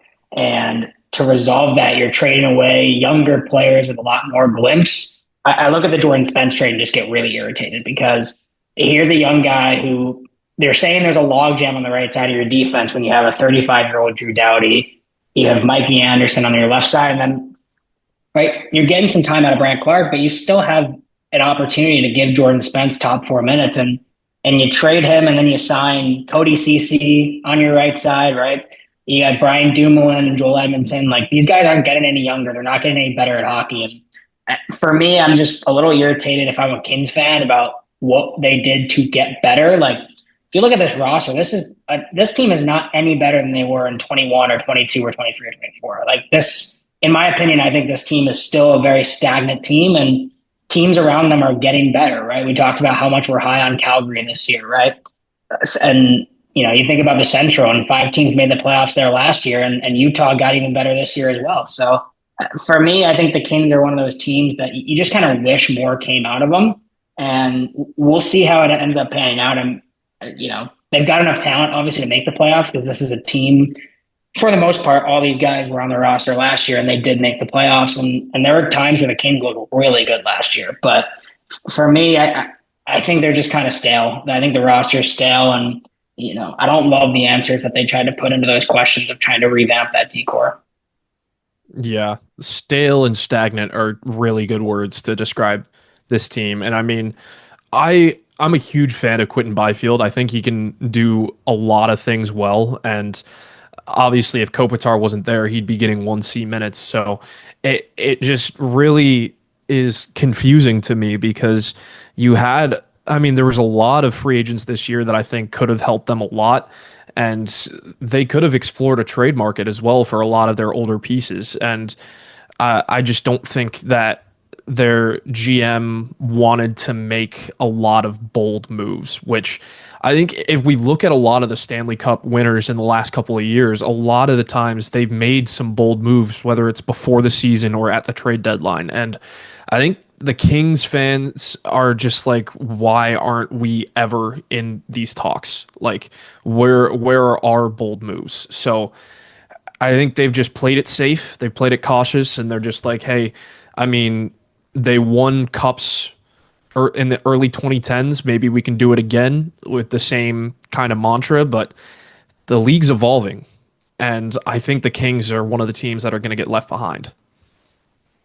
Right. We've got 2 teams left and 2 teams that you guys have been waiting to pump up. And I cannot wait to hear how Matt is able to put the Sharks in a good light. We're going to save that for the end of the episode, Jake, but I want to give it to you first here. The Anaheim Ducks, maybe the team with the most anticipation around them going into this year, a team that's been a bit of a bottom feeder after a rebuild period here, and in the media outlets is viewed as the team that is ready to make that jump. And if it's LA that falls out, Anaheim seems to be talked about as the team that's ready to get in.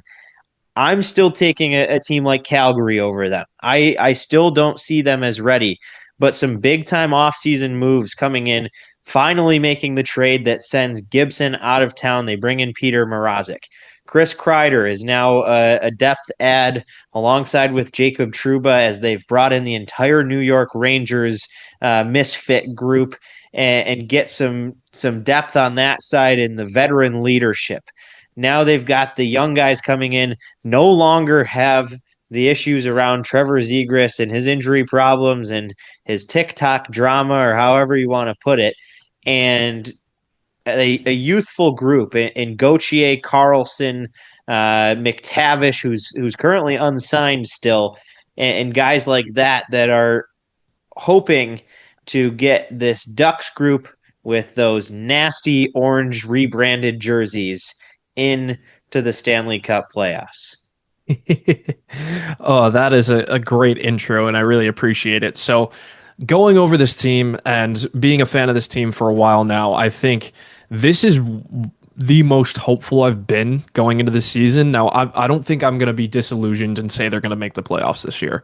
I don't think that's going to happen, and I think they've still got a lot of growing to do. But I think the veteran adds that they made will definitely help the development of the younger players. I look at someone like a Mikael Granlund, and I think he could be a really good teacher, especially in the two-way game. I mean, we saw what he did with San Jose, and he got moved because he was getting moved to a contending team to try and get over that hump here. And I look at someone like a Chris Kreider, and he's not far removed from really big point totals in the season. So I think him on the same line with McTavish could really help. I mean, Terry has been the goal scorer for the Ducks for a while. So I think with McTavish between the two of them, I think he could see a bump in assists. And then you look at Cutter Gauthier and Leo Carlson. I mean, they've got Killorn on their first line with him. And I mean, Gauthier, if he doesn't pan out for the Ducks, I think that's the biggest disappointment here. He's the guy that you kind of went all in for, and you made the trade, you got him from Philly, and you were just like, hey, this is the guy. This is who we need to be this top three forward. And you look at the defense, this is where the young guys are kind of dominant over the older guys. I mean, you've got, at least on left versus right side, left side, you've got all young, right side, you've got a lot of olds. I mean, you've got Lacombe, Zellweger, and Mendyukov. On the right side, you've got Gudas, Trouba, and Hellison. So I think Gudas, he's just going to be your hard hitter. That's going to be the stereotype for him. And then Trouba, again, a veteran leadership, will bring the physical game. And I'm excited to see what Lacombe can do with top 2 D-man minutes. Then finally we get to the goaltending. Lucas Dostal. I think this, for me, is the make or break for this year. Can Lucas Dostal carry this team the way other number 1 NHL goalies carry their teams?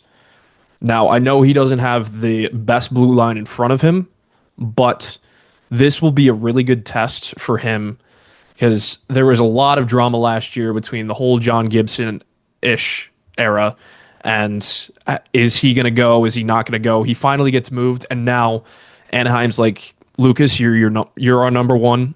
We're going to go for it with you. So if he does well this season, and I'm not saying like when the Vezina does well, but if he does well, then I feel a lot better about our playoff chances the following year. I think he's going to have to win the Vezina for you guys to have a chance at the playoffs. The big thing for me, how many teams have $20 million in cap space and make the playoffs, right? There are still gaping holes on this roster, and they're not holes that you really want to fill because you want to give some of your young guys opportunities. But as great as Jackson Lacombe has looked, he's not a 26, 27-minute guy yet. I think he's still a year or two away from that. I think you look at guys like Minchikov and Zellweger. These guys aren't going to be guys you want to put out there for 24, 23 minutes a night, and I think they're going to have to. And that's what scares me slightly about this roster, is they're giving a lot of minutes to a lot of young players. And we see time and time again where that can obviously help, right? Because it allows you to develop as a player, but at the end of the day, in terms of team success, it really is tough to have that many young players carrying your roster. Now, to be fair, I am fairly high relative to the media on the Anaheim Ducks. I really like the pieces that they brought in, and I really like the way that team is starting to shape up.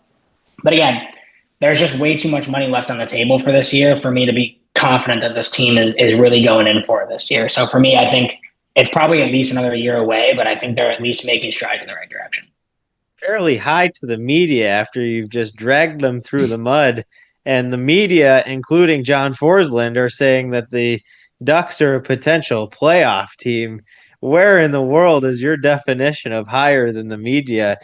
And Matt, I'm going to back that up, and I am well below the media standpoint on the Ducks. And Jake, maybe you can sell me on where you see the improvement coming. You kind of just did in your intro there, but I'm going to go back to my Ottawa Senators here. And when I was repping my foam hat watching Brady Tkachuk shoot dingers on the Ducks, it's a team that has great size. I think that was what really impressed me about the Ducks is the Radko Gudish physicality in their defensive core.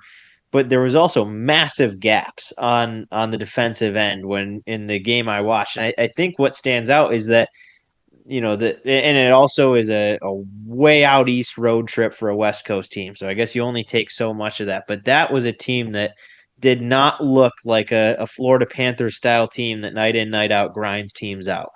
And we saw what happened to the Sens in the playoffs. They're not close to being a competitive playoff team yet, and they still have a ways to go on the core, even though they snuck their way in. As I cheered them along the whole way and cheered them into the playoffs. I think there is still a lot of improvement left on an Anaheim team that last year put up 80 points and probably needs to get 15 to 17 points higher if they're going to scrape their way in. And I think it's a 2-3 years. The one good thing, I guess, Jake, would be that it's a weak Pacific Division, but you're high on that D core, where for me that was the big problem, and I don't know that with the youth they've got, they're ready to make that jump. Yeah, I mean, I don't know if I misrepresented my ideas for this team, but I don't think they're going to get in this year, and it's going to be a long shot next year if they get in. But like Matt said, I like the trajectory, and I mean, Lacombe, Zellweger, and Mintyukov, I mean, that's your future on the blue line. And I think the biggest thing that they can do this year, and I think that's what they're doing with their pairings here, is give them a guy they can learn from.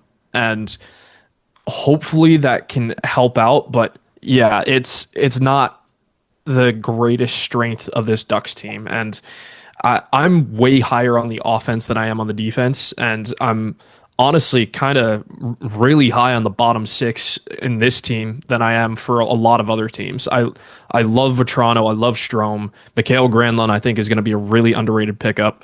And then, I mean, Colangelo and Nestorenko, those are two young guys that can really move the puck well. I like Nestorenko a lot. And Ryan Poehling, one of the fastest guys in hockey they just signed.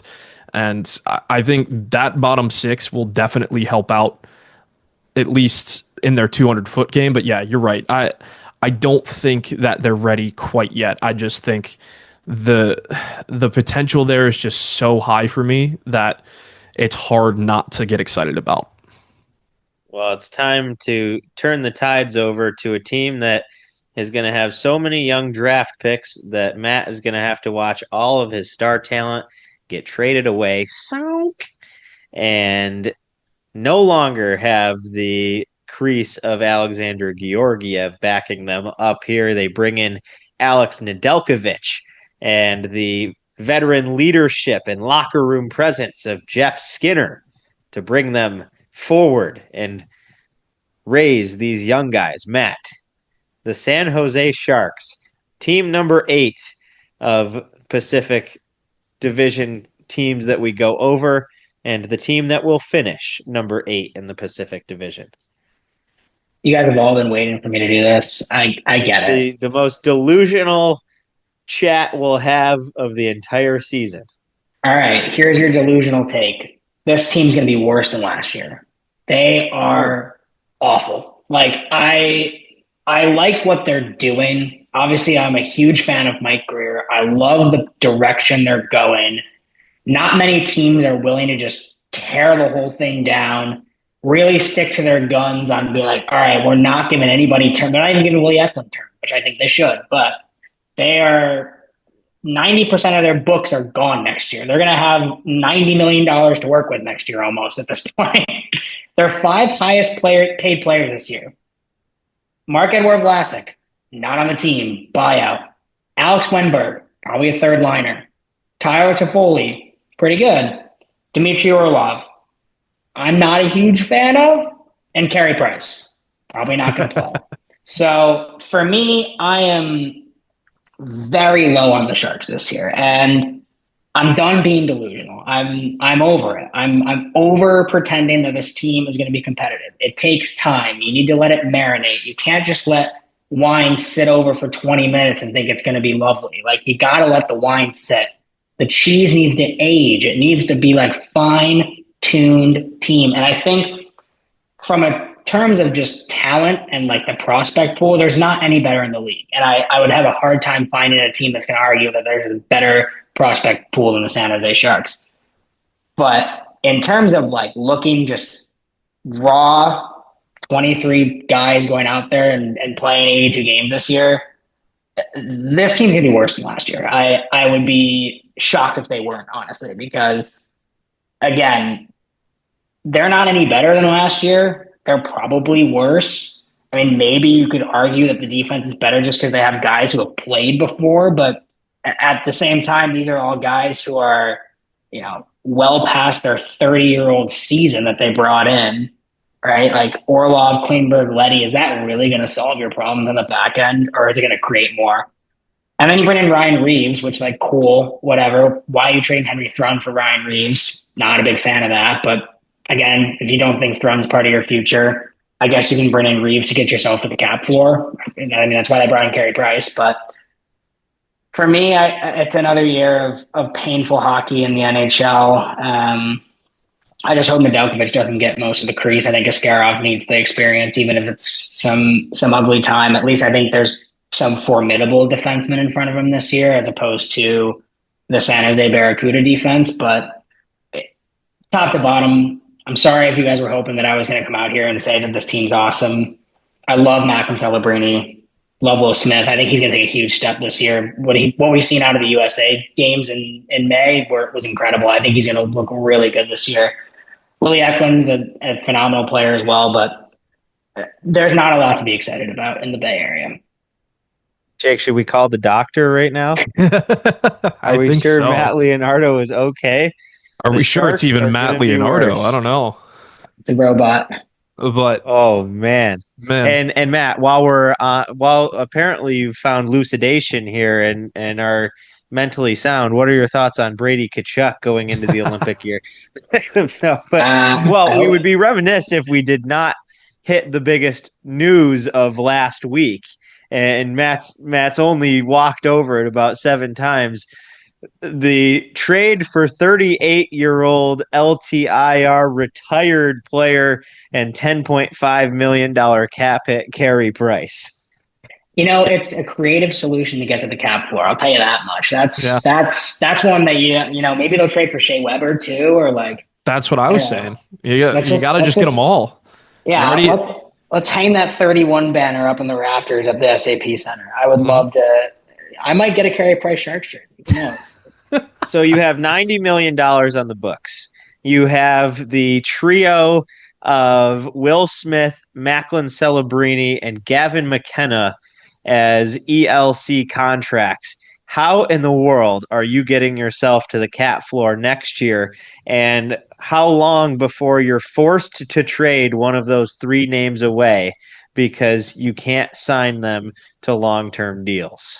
We won't have to, because we're going to have $17.5 million ready to fire at Connor McDavid next offseason. When you say he doesn't sign back, that's the solution. Let's just get more guys up. What better veteran leader to bring those guys to the promised land than Connor freaking McDavid? I'm back. He's back. I'm back. I'm so back. You just had to readjust the hat, and he's back. Oh man! All right. Well, can I put one point of enthusiasm into Matt's hat? I will say, I think a guy that we kind of glossed over, Colin Graff, ECAC guy, Quinnipiac guy, national champion. I think he's going to be pretty good in San Jose, and hopefully he gets some good minutes. And another guy that's going to cause a problem on that's going to have to get traded out, just like Henry Thrun was. ECAC guy, bright future, now a Toronto Maple Leaf. All right, well, Jake, you've got last year's rankings, and before we dig them out, how did everybody do in the 2024-25 preseason episode of the Pacific Division? We were unanimous on our top 3 and teams getting in the playoffs here. Unfortunately, one of them was a big mishap. Yeah, so Casey had Edmonton, Vegas, Vancouver. Then he had Seattle, LA, Anaheim, Calgary, and San Jose. So all 3 playoff teams correct, not in the correct order. And then San Jose correct at the end. Well, Vancouver might have missed, but besides that. Yeah. And then Matt, Vancouver, Edmonton, Vegas. Yikes. Then LA, Seattle, San Jose, Anaheim, Calgary. Can't say it's been my best one. I still think I had it a little bit worse.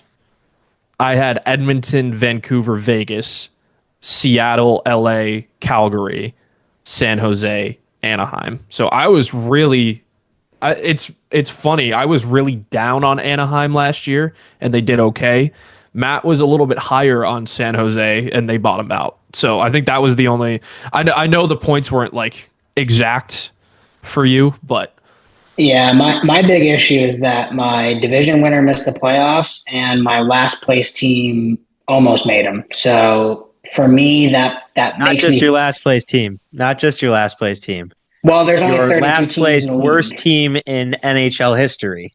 Not a fan. I was not a fan of Flames last year. Tied for the wild card too, and got knocked out by tie-breaking points. All right, well, let's do it here.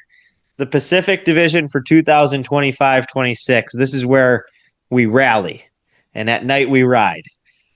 I will go first. I'm feeling confident. It is the Vegas Golden Knights. I am hammering down on that over 106.5 points, and I think that's about the number that both Mitch Marner and Jack Eichel are going to tally this season. Vegas wins the Pacific Division. A close second is Edmonton, who's going to be in the range of that over-under between 105 and 107 points. I was ready to post the clip where I was all over Edmonton winning the Stanley Cup. I think I sent it to a few of you laughing. They did not win the Stanley Cup, and that clip is now relegated to the toilet of internet talk forever. Vegas and Edmonton are my top 2. I'm going to take a huge flyer here. Calgary will be the number 3 team in the Pacific Division. They will end the woes of the LA Kings, who have been knocked out year after year, and this time it will be a battle of Alberta where the Calgary Flames slick into that number 3 spot. Unfortunately for the Kings, their hopes are not going to advance. They miss the playoffs as the number 4 seed in this division. And then I think we see the Ducks in the bottom segment here catching that number 5 seed in the Pacific. And I think Seattle is going to improve a little bit. I think they're going to be a close 6. I think the Canucks are really going to regress. They're my 7 seed in the Pacific. And San Jose, the bottom feeder of the NHL this year, they win the McKenna sweepstakes, another lottery pick, and another long-term decision 3 to 4 years from now when that ELC expires on where they'll have to trade him. Would you like me to go next? I think so. I think I want to hear what you have to say. So I'm going to save my best for last, but I'm going to start at the number 1. So I think we all know where we're going with this. My number 1 is also going to be Vegas. I think Ditzel, we're going to have a pretty similar ones, to be honest. Again, super high on a team that won the division last year and added Mitch Marner. Hard to not think they're going to win it again. I'm going to put my Edmonton at number 2. Again, when you have McDavid and Draisaitl, you're going to be a pretty consistent lock-in for the playoffs. This is where I also had Calgary at. I had them as my 3 as well. I again, I'm not going to get burnt by them twice in a row. They had 96 points last year, and I think the team got slightly better, at least versus what the Kings did. So, like, if it's going to be a battle between those two, I'd rather take the team that probably played better in the latter half of the year and kind of towards that playoff run, and also a team that is only getting better with some of the younger players. So I'm going to slightly put them at 3. I could even see them tied, honestly, with the Canes. I think it's going to be really close between those two. But I'm going to put Calgary at 3 and LA at 4, which would knock the Canes out of the playoffs, unfortunately for them.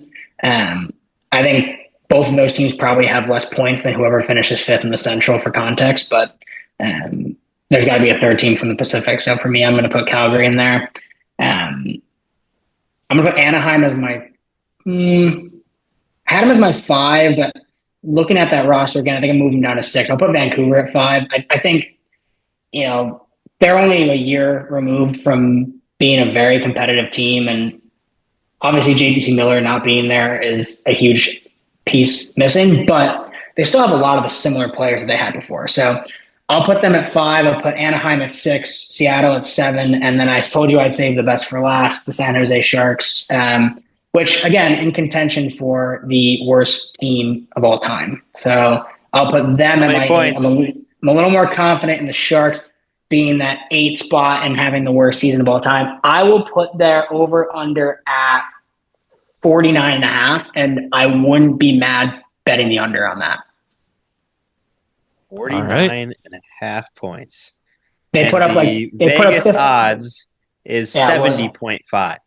What did they put up last year, though? Like, I think 52. Yeah, like, do we really think this is a better team? 18 higher. Oh my God. Okay, I'm going to take the bank account on those 2 picks, and you'll come out with some serious cash. I am putting the entire mortgage on the Sharks to finish under 70 points. If they finish over 70 points, we got to think of something that I will do in celebration, because that is absurd. Shaved head.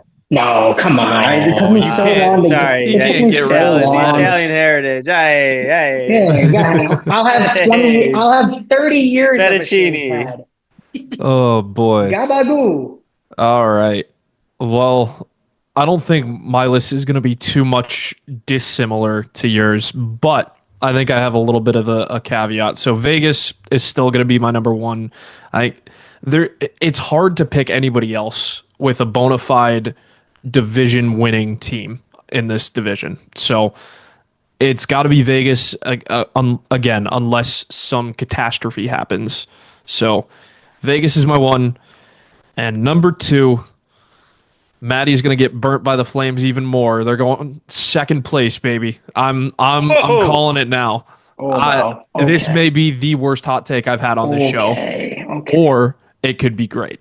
So I'm going to take Calgary over Edmonton, who's still going to get in. They're still going to get in number 3, but I will have Vancouver as my first team out. So I think that's probably where I'm going to get burned the most, is having Vancouver that close to the division. But I think they've regressed, but to me, I think there's still a lot there that they can work with. So, and I'm banking on Demko to have a somewhat healthy season. LA is going to come in at my 5. Yeah. LA is going to come in at my 5. Seattle is going to come in at my 6. Anaheim at 7, and San Jose at 8. So I think there's a lot to like from Vancouver, maybe, if they do the right things, but I don't know, man. I there's something about that Flames team, and it may be personal bias, but we'll see. To be fair on what you said about Vancouver, I do want to bring this point up here, because this is a weak Pacific division, and a lot of weaker divisions end up getting won by goaltenders.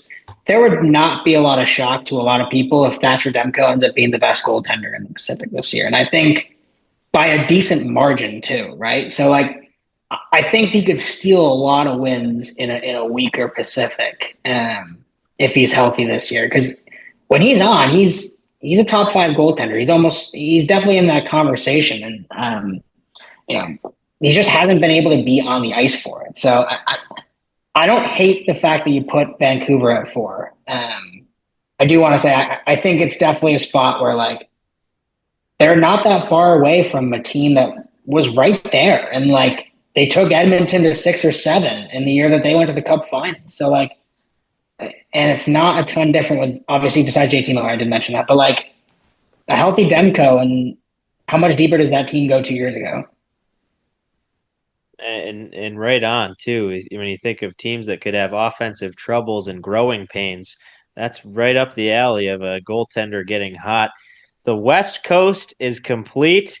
That means there's only 2 more weeks of previews to go as we get ready to head east, and then we'll be drafting our fantasy hockey rosters. And I am coming out with a vengeance this season. And Matt, your sphincter should be puckered right now, my friend. Does this every year. I'm schedule manipulation at its finest. I'm going to play you 5 times this season and beat you all of them.